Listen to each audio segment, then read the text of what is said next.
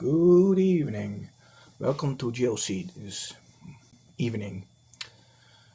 Well, today we are gonna talk about idol worship. If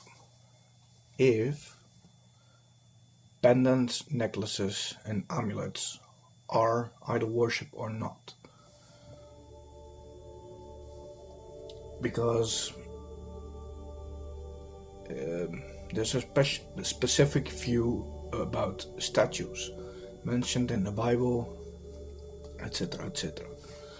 I was about to tell you that you of course know that God is omnipresent and God gave commandments.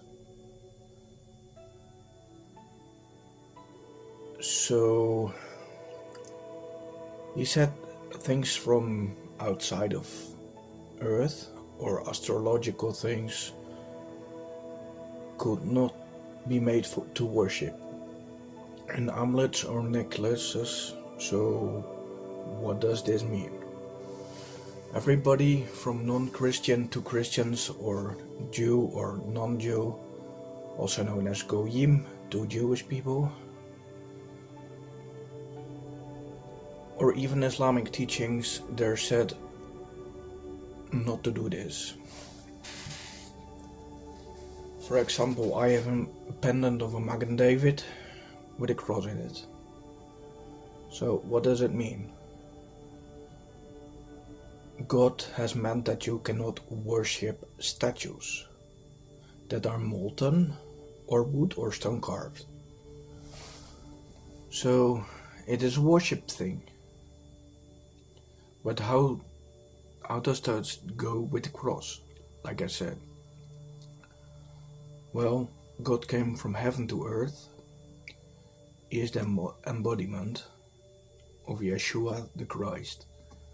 So does this mean that Christians nor Messianic Jews or Jews can wear pennants, crosses and stars? I actually do not know, but taking consideration that Yeshua, Jesus with his other name, is God on earth. So did that also mean that we cannot wear crosses? Who knows? So let me tell you, the Star of David is not actually a star. It is the top of a pomegranate. So it's not a referation to the stars, something astrological. So that kind of means that it can be used as a symbol, like you see on the Jewish flag of Israel, so to say. So that is allowed to take that symbol by Jewish, Messianic people, or basically those who actually also could follow Yeshua, Jesus. So, but let's take a deeper understanding of this. God made the earth and humans and all the creatures. We are all in the vast skies. We are all made of God by mass and particles that makes us who we are. With Adam made of dust and soil from earth itself. So, does it mean we cannot actually have images made to worship Adam or other prophets, perhaps? We are made of stardust, earth and all that exists on earth and beyond.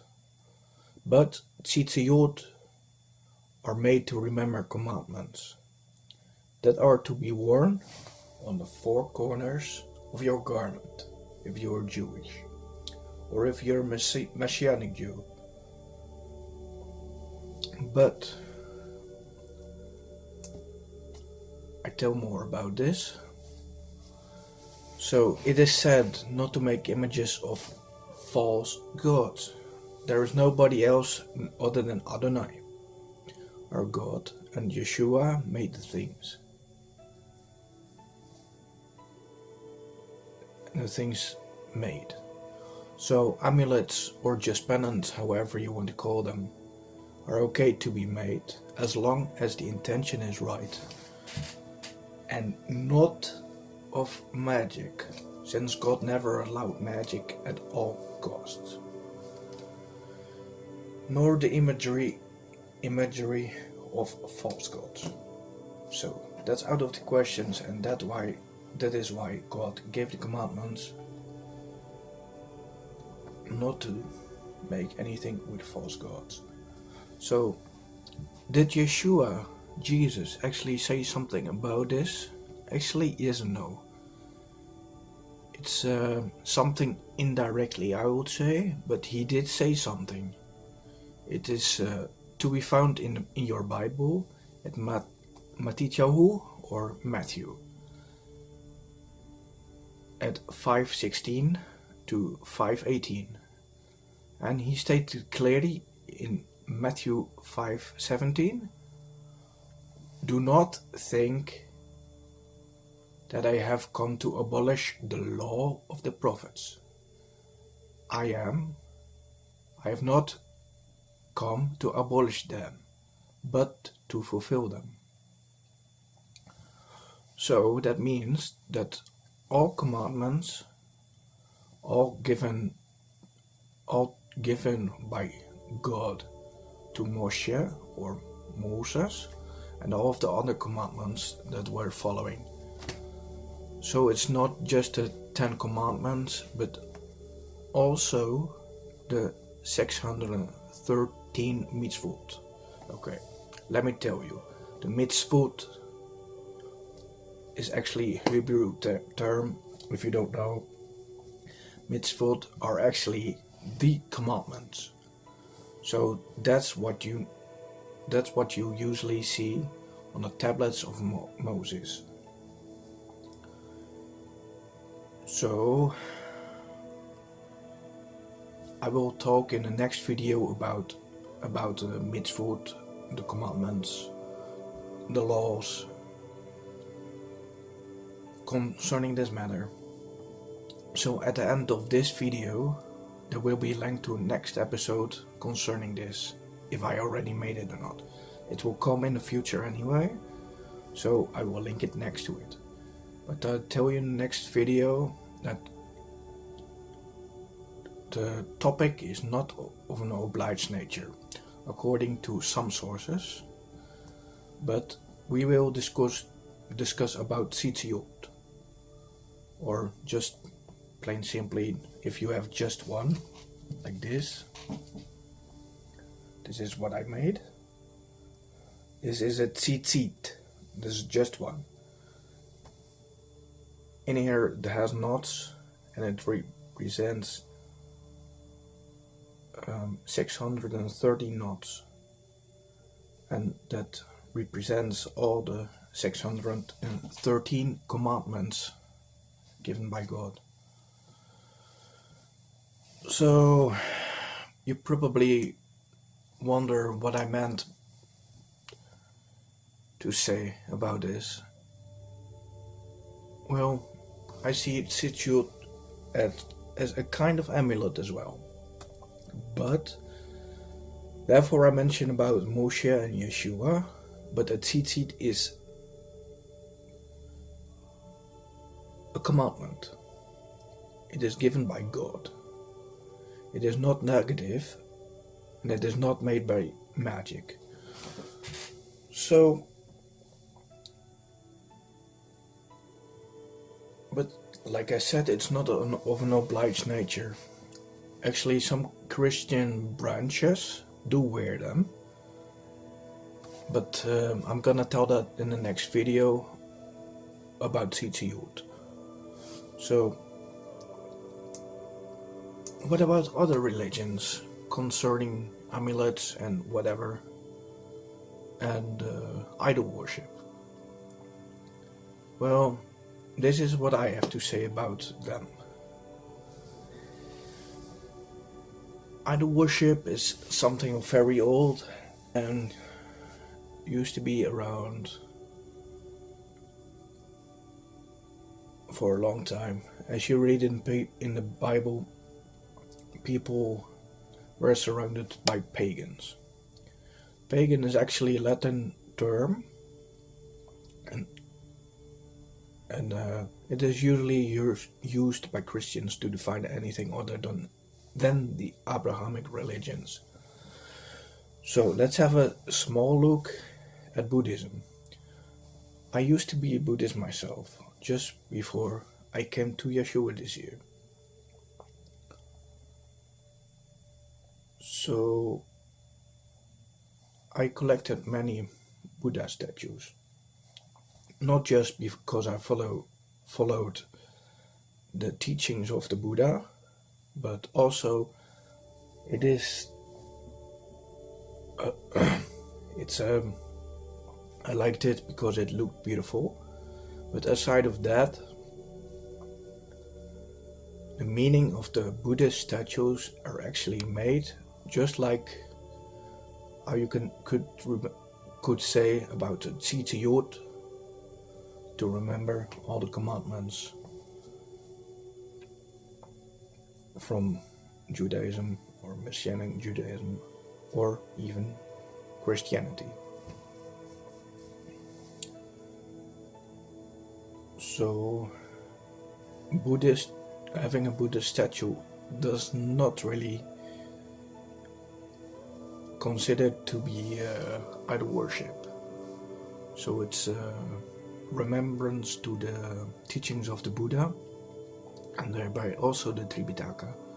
The Tripitaka is also part of the teachings, but as you see, the statues are not for idol worshipping, but worshipping Buddha and his teachings, as I just said. So it's basically a practice of remembering the teachings of Buddha. The same kind of similar thing actually counts for Hinduism as well, also known as Sanatana Dharma. Well, okay, my friend filled me up on this because I'm not a Hindu, but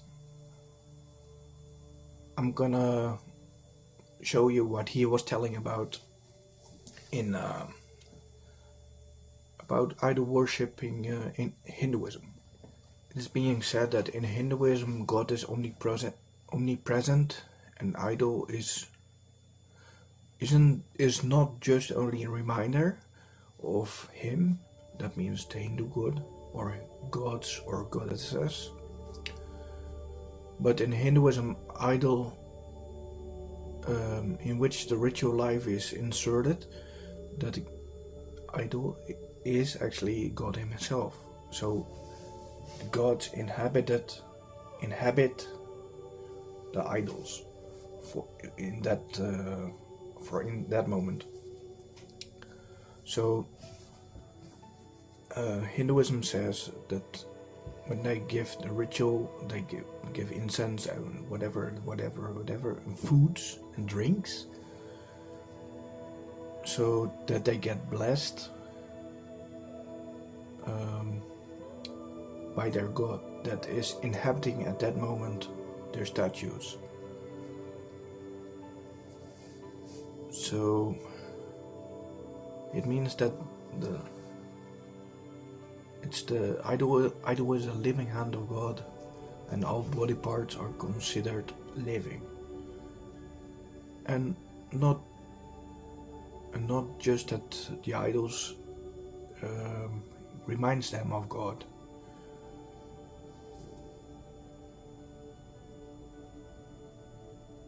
The idol becomes the God once the ritual is done to them. And at times, if a devotee is high in devotion,